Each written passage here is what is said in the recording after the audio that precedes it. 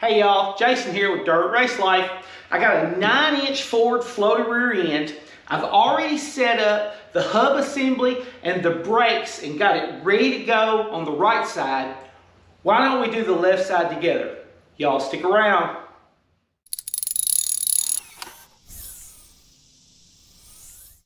Quick run through of what we got going on here. This is my 9-inch Ford floated rear end that I've got for our crate racing street stock build. This is a quick performance product. That's who I ended up buying from for this. And it came with the hub assemblies, the bearings, the seals and everything. And then of course I purchased, and it came with the rotors. And then I sourced some calipers for it and some brackets here. And so what we've got some 810 thousandths width rotors here. I think these are 11.75 on the diameter. These came with it. And the floater hubs, this is a steel floater hub. Of course I did 5-on-5 on 31 spline is how I've got this set up. Came with the bearings and came with the seals, the locks and everything. And of course 3.5-inch spacer brackets. So these are, I think these are All-Star products that I sourced. And then I got the AFCO calipers here. And I've got those loaded, of course, with the Hawk DTC 30 pads and everything. So we got several different things going on here. What we got to do is we've got to put this hub assembly onto the floater here. And we're going to put it all together dry. And then we're going to fix our brake. And I'm going to show how that we lock that brake in place and get the positioning correct for it. We'll weld it up, then we'll disassemble and put everything together with the seals and stuff in place. And set it all up where it'll be ready to run. All right, with that, let's get busy. First thing we're going to do here on the counter is we're going to need to break this hub down so that we can put the rotor on it. And so the way these floaters work, you got a couple of different pieces here. It captures itself on the end of the housing with a set of bearings. And it holds itself, and then the axle itself, we call them floater because the axle itself, it doesn't hold this wheel on. The wheel is captured by the bearings on the end. The axle is just to drive it. It just floats in there. And it literally is held in place by just this little dust cap that just keeps it from sliding out the end. So let's get this apart and see how it works here. All right. So I got 3 screws here. This little dust cap, of course, there would be oil inside here, so there's an O-ring there, right there. It's an O-ring on that. And then this is what we call the drive plate. And so it's got splines where the axle would hook on to those splines to drive the wheel. And it's just got 2 bolts here, because these bolts are just holding it in place when you don't have a wheel on there. The torque of the wheel onto it is what's actually clamping this drive plate down and holding it tight. And so that comes off. It's just got a set of splines in there that the axle hooks into. All right. Then the hub itself has got 2 races. So it's a race on this side and a race on that. They're tapered. And so the bearings are capturing it in between those 2 tapers, and that's how that holds it on. We got a couple of different things here. We got our bolts in place here for our rotor. So all these bolts need to come out. So let's get all these bolts out.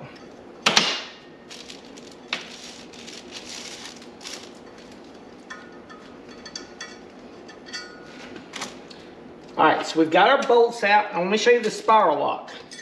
All right, so on this side, this is what's inside toward the center of the rear end. And we're going to end up with a seal right here.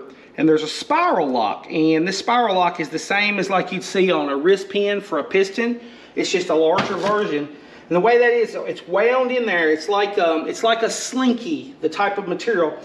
But it has got, I don't know if I can show that, but it's got where it starts, it'll have a little lip that you can put an O-ring pick under, and you can just take, and it'll just start coming out.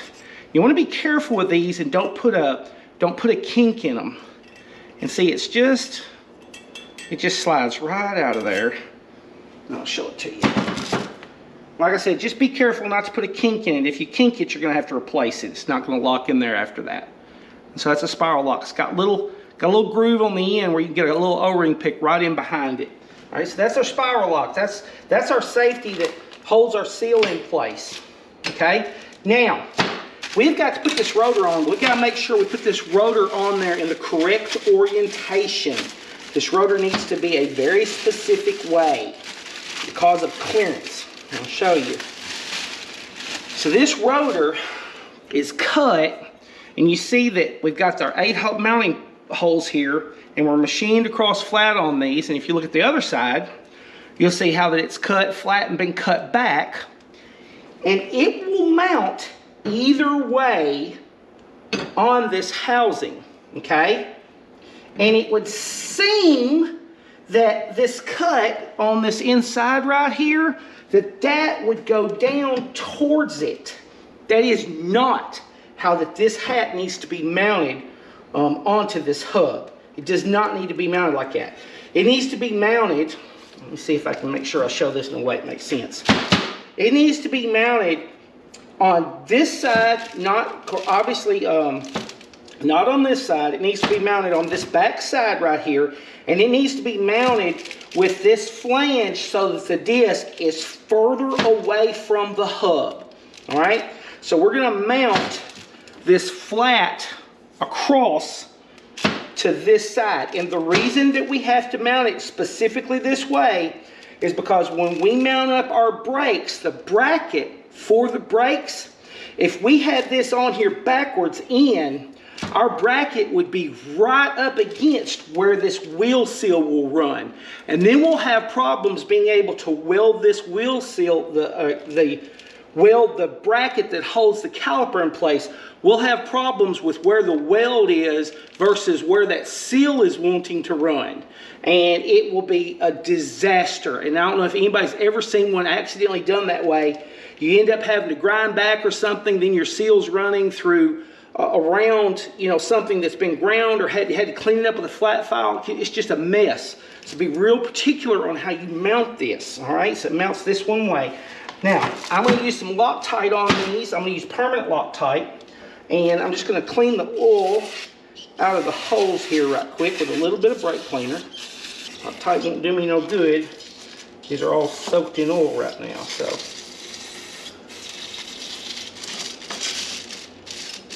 Get those, get the oil off those. All right, those are good to go. Get a little bit of paper towel here. Hang on. All right. All right, we got that ready. We got those ready. There probably is an exact torque rating for these. I don't know what it is. I don't use a torque wrench on them. They're one and done for me. I use red Loctite because, you know, of course you will change a rotor if a housing lasts long enough. It's going to go a couple of seasons, like with a street stock. But I just get them about that tight with some Loctite. So let's see if I can find. Here's my permanent lock right here. So I'm going to drop this on.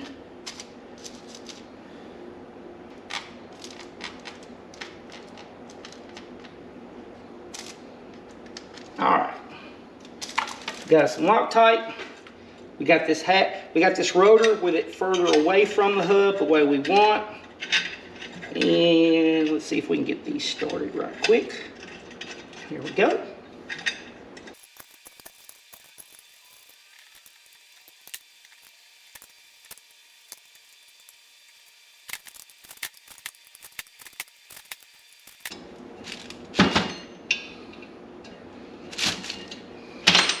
Okay, so there's that. Now, we're not going to use the lock. I'll show this in a minute. We're not going to use the seal because it's all coming back apart. All we're going to do is use the bearings, and we're going to use them dry because we're going to be welding.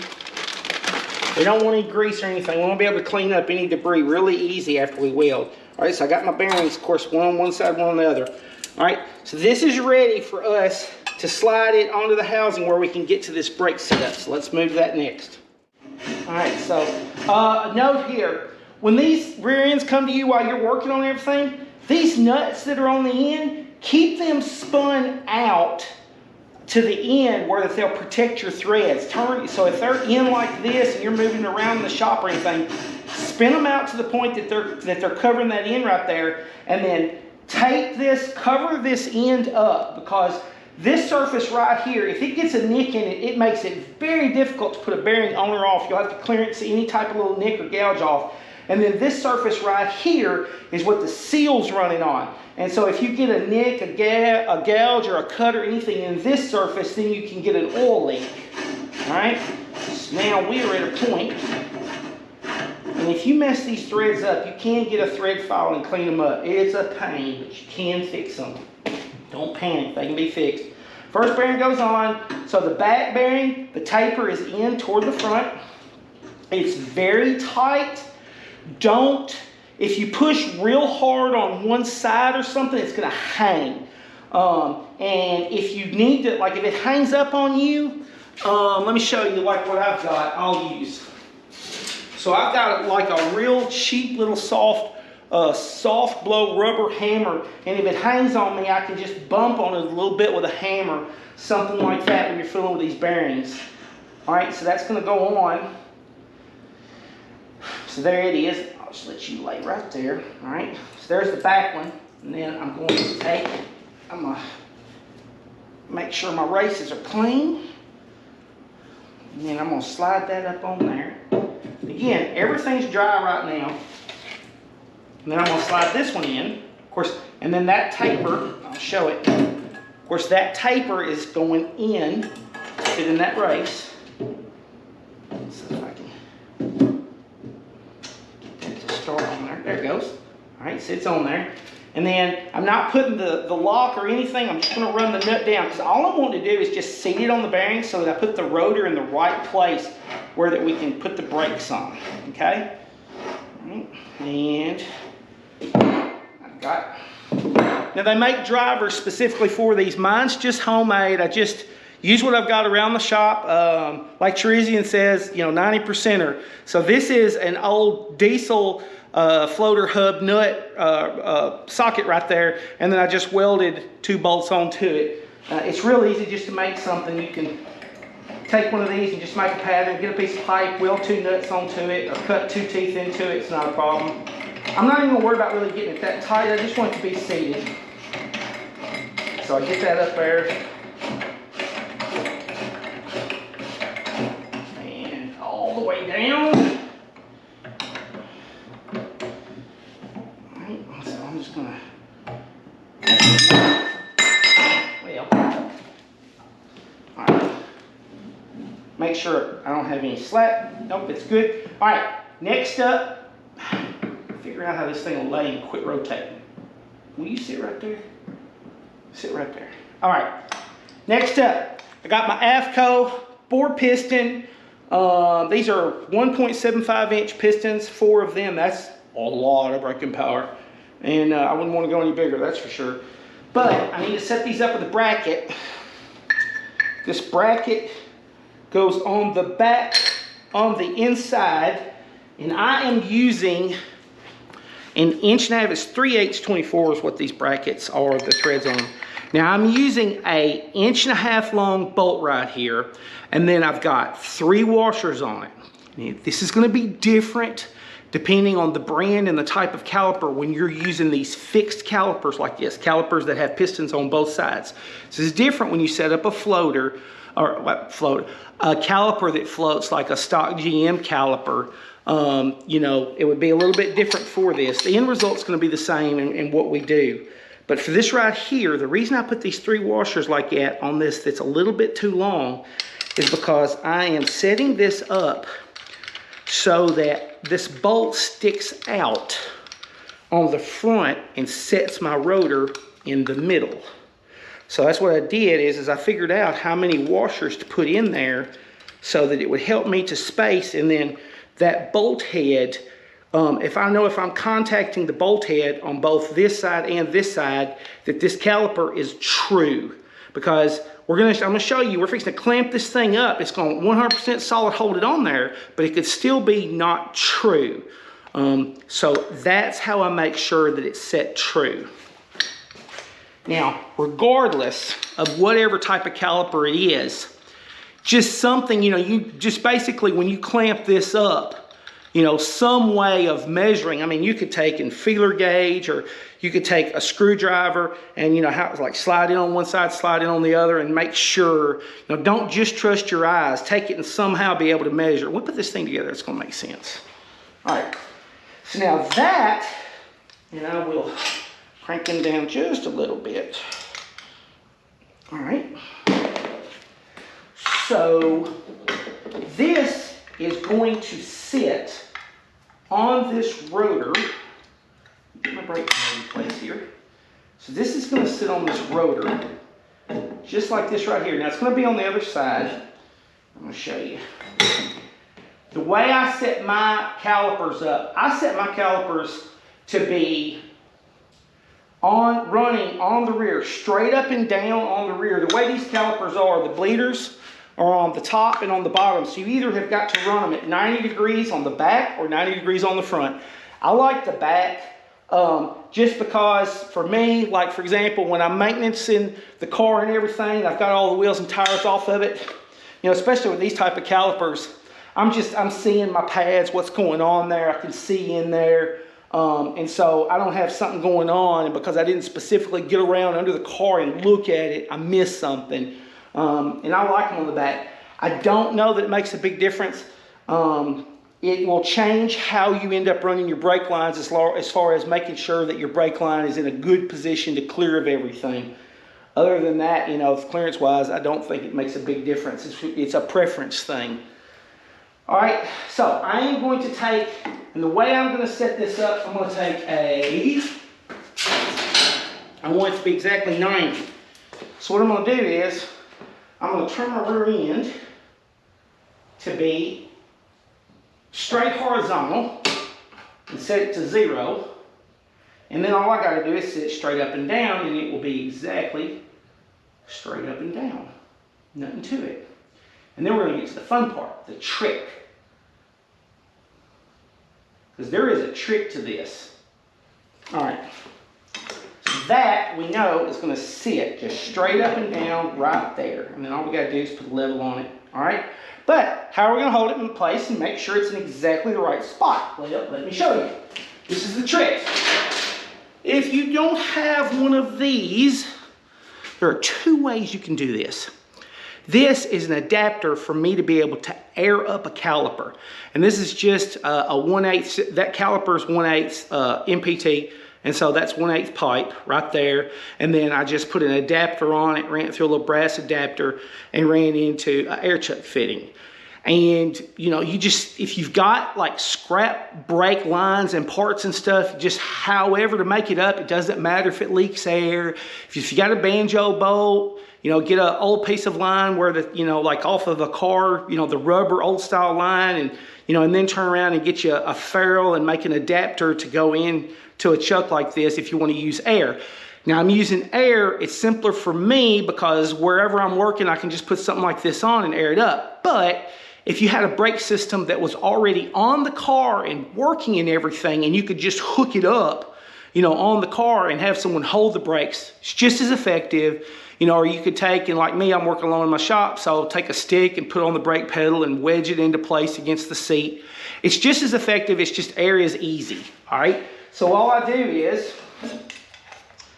I just take, and this has got a plug in it here. And so I just thread it in. This is what's going to make sure this thing is in the right spot and clamped up. It's going to hold it in place when we weld it. It's going to make life just much easier for us. Let me grab some air. All right, so we make sure we're 0 there. We're going to set this to 0 here. Sit up there for me, Betsy. All right. I'm taking my hand and I'm just pulling it against them 2 bolts because that's lining me up. I'm going to set that to 0. All right. That's lined up there. And it's literally sitting on the housing. Let's see if I can get it up right there. All right. And then I'm going to check, contacting the bolt here, contacting the bolt there. I am still on 0 here, and I am sitting in the center. And so when I air this up, see, as far as this caliper running, leaning in or leaning out, when it grabs in pads like that, that's making it run parallel to that rotor. That's why I really believe whether you air it up or you have somebody hold the brake pedal, but you really need to do that. Because if you're just kind of guessing and trying to get this right, you're going to be off a little bit. And then that's going to result in your pads, running at an odd angle. They'll wear on an angle. They won't perform the way that they're supposed to perform. So I really believe in this tip. Let me tell you what, I got it aired up. Let me get you some close up here, show you. All right, so if you look, you can see how that I used those 2 bolts right there as guides. And, of course, it's clamped up, and I need to sit just a little bit. It's not quite sitting down all the way. I may need, that's the weld from where the installation was. I may need to take a little bit of that weld off right there. We might want to clean that up. I think it's holding it up. I think that's holding that up. All right, so we'll fix that. And then you see, of course, we're sitting exactly in the center here. And you see this is calipers out slightly here, calipers out slightly here, clamped up. And so that's the way to do those. But I am going to clearance that just a little bit. While you look at this stuff before you do it, yeah, where they assembled it here. What it is, it's where they overlap their welds. There's nothing wrong with it, but I'll show you. So yeah, see where they overlapped? Right where we're gonna sit that bracket, that little overlap right there exists. So I'm gonna take this back off and I'm gonna clean that up a little bit. So, gotta check this stuff, y'all. All right, I'm fixing to be really, really, really careful. Did I say really enough? To make sure that when I clean this off, I do not touch this last 3/4 of an inch of material right there. Really careful.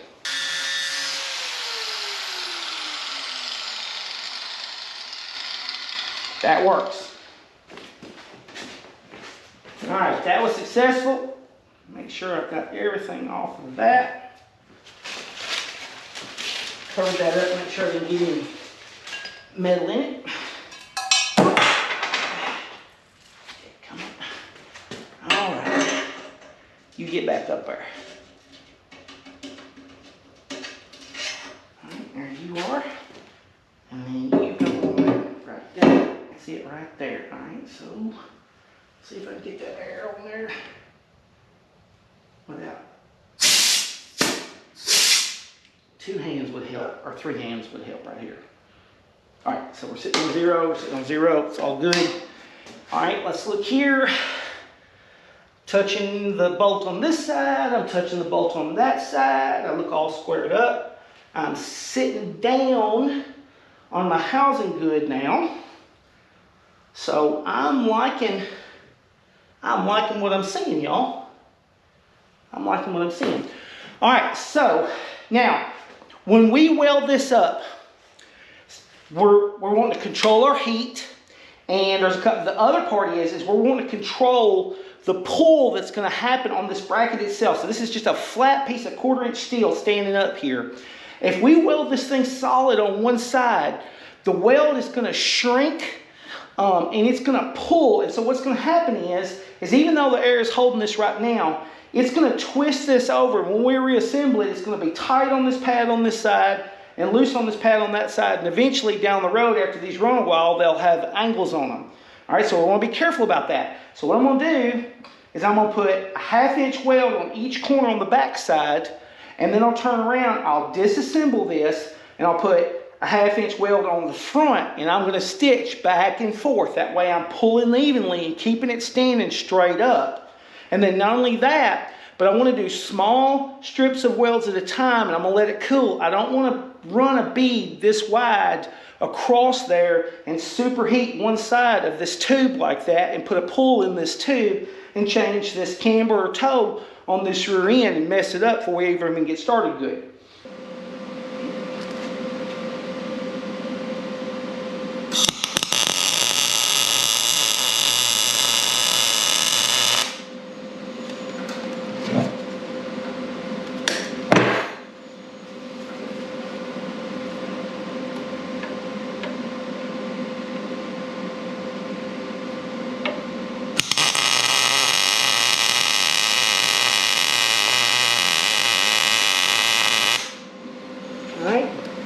So I'm just going to stop right there and disassemble it.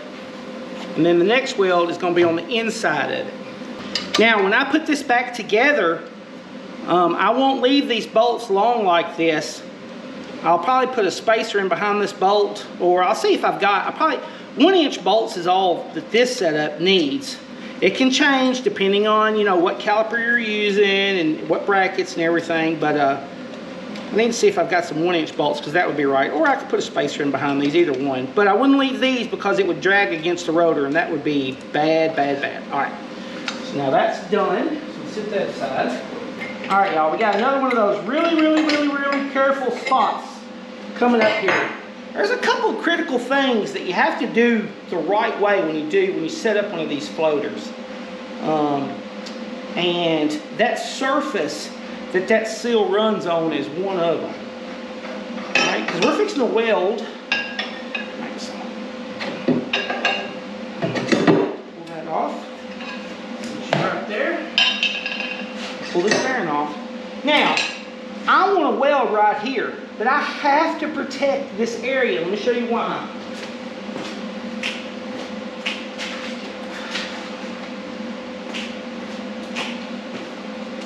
This seal right here is going to run, let's see which way, it's going to run just like this. This seal, when we put this thing together, is going to be sitting about right there is where this seal is going to be. All right, so we have to make sure that we protect this area and we don't get the weld into it, any burns, anything going on there. We want that to be nice and clean and pretty. Matter of fact, and I'll take some SOS, and if I feel any little things, they have got to go. Now you can get a repair sleeve. I have not done this on a 9" floater before, but I have done it on some other floaters. You can get a real thin sleeve that'll slide over. If one of these was really messed up and leaking on you bad, it's a real thin band that you can get. You probably have to see a machinist to get one, but you know, you heat the band up, you cool this housing down, slide it on, and then when the temperatures go together, it'll lock into it, and then you run the seal on it. So they do make some solutions if this gets messed up, but here's how we're going to do this. All right, we're going to use a piece of aluminum foil. We're going to fold that edge back on that aluminum foil. All right, just like that right there. I'm going to get some masking tape, ready to go. Alright. I'm going to take that aluminum foil, and I'm going to go past where I know I need to be. So basically, I'm just going to take the aluminum foil and go up to where, like, in other words, where my weld's going to be. Give myself just a little room for the weld. Take that aluminum foil and go right around it. Give myself plenty of protection. Alright. And I'll just take some masking tape, go around it there. Yep. Just like that. Slide that up. And that is my welding protection right there. Because you can mess it up before you realize it. Alright, that's good to go. And when we weld it, like I said, we're going to put a weld just inside of where those two are, not in the exact same place. We're going to move up here and here, and then we'll just come. And we're just going to go back and forth. We're going to weld the whole thing up. But we're not going to do it all at once, and we're going to give it time and let it cool, you know, to the touch, you know, where that we can put our hands on it in between welding so that we don't build a lot of heat up. And we're going to burn it in.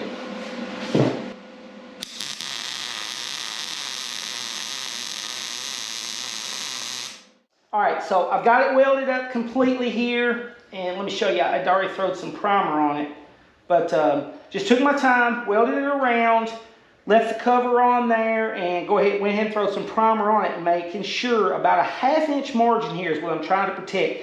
In reality, that wheel seal sits right on that last 1/4 inch of it is where it sits. But just call it a 1/2 inch where you can be good and safe.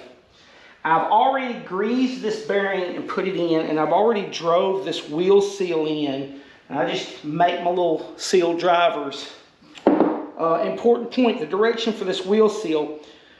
You should see the numbers on the outside. The big metal flange should be up towards you to the outside for this. It'll drive all the way down and stop. Just keep in mind, this wheel seal, when you put this in, this bearing can't come back out. It's trapped by this wheel seal. You will ruin that wheel seal taking that bearing back out. So if this has to come apart for some reason, you've got to replace that wheel seal. And then the spiral lock is real easy. The way it works, you just take and just put in your hands and open it up, get to the corner of it, make sure you don't put a kink in it, and there's a groove there. And if the wheel seal is dropped all the way into where it's supposed to be, then that groove will be easily, you can get to it. And so you're just going to drop that in and just walk around. It's just a spiral lock. And you just go around it with your hand, and it just drops, snaps in. And then I just take an O-ring pick and make sure it's sitting down in there. All right, that's good to go. Everything's greased up here. And I'm going to rub just a little bit of grease on that all the way around. All right, so this time, I'm going to put it on here. Of course, we got the bearing in the rotor now. All right. And like I said, just be careful on pushing it on, because that bearing can hang on you and be a real pain. I thought for a second it could be a pain in me. But anyway, all right. And then the seal pushes up on there. There we go. Are we on? Yeah, we're on. Okay.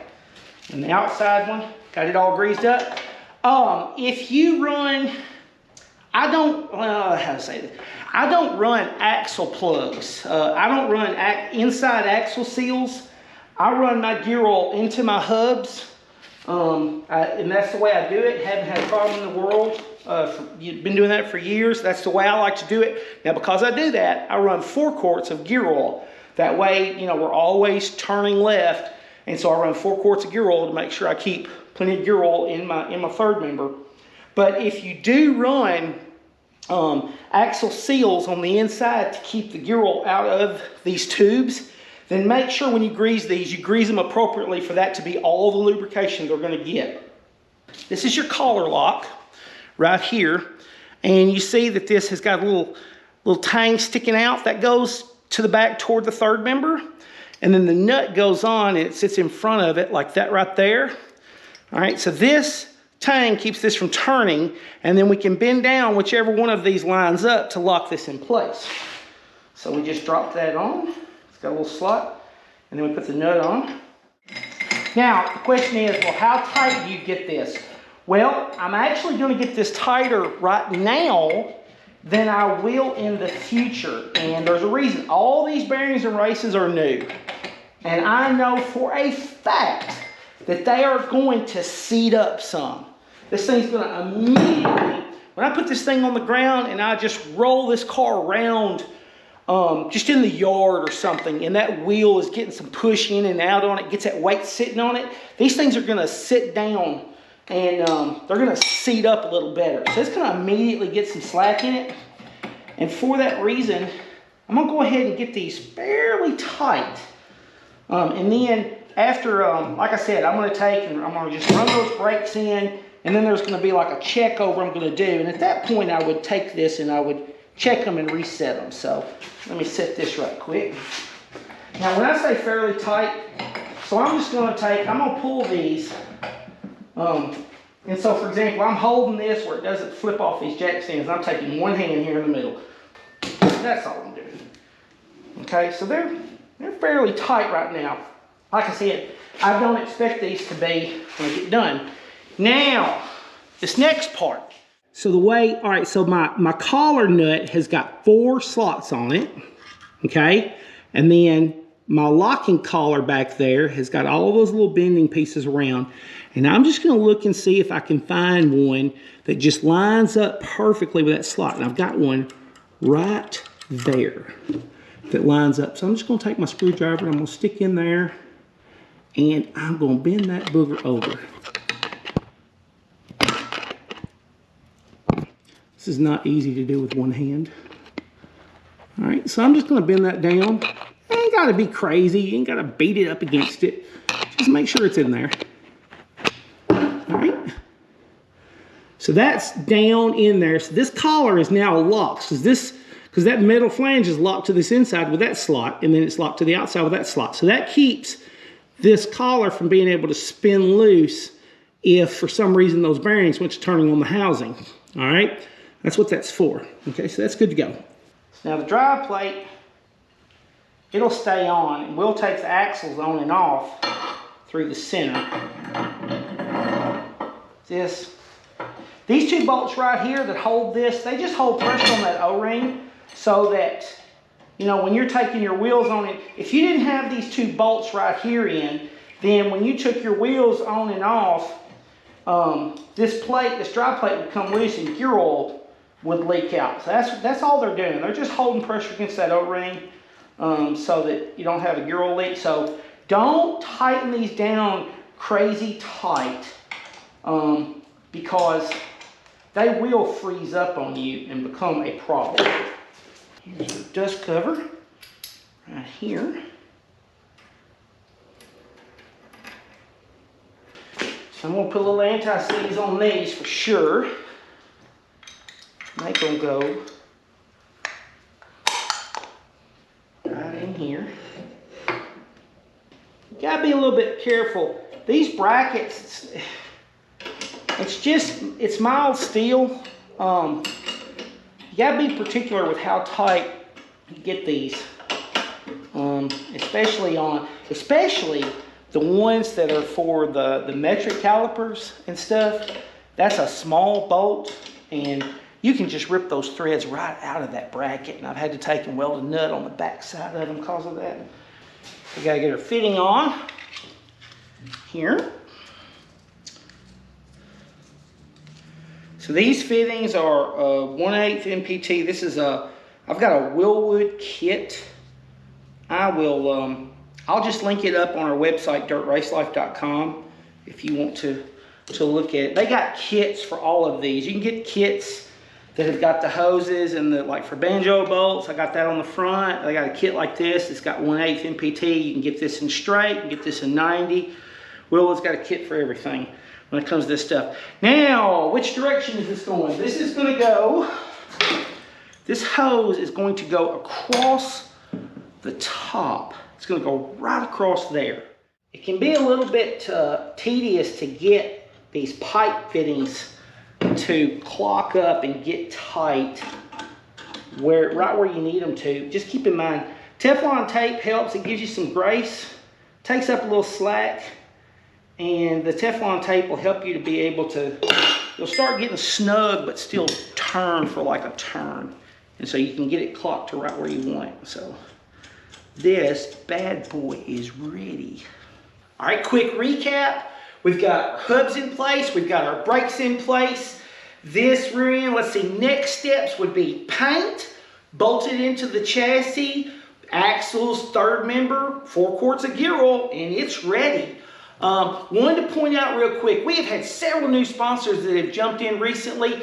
Let's see, Al, Emmett, Dylan, Jason, Landon. I mean, several people who really believe in what we're doing and are putting their money, behind it to help us to be able to figure out how to build, and compete at a national level. I appreciate it so much. It is making a huge difference on us being able to move forward and get all of this to work. If you'd like to check out becoming a sponsor, we've got a link on the video here for Patreon. You can sponsor us for as little as $5 a month. It makes a huge difference. It's how we're putting all this together and creating this content. Thank y'all. See you next time.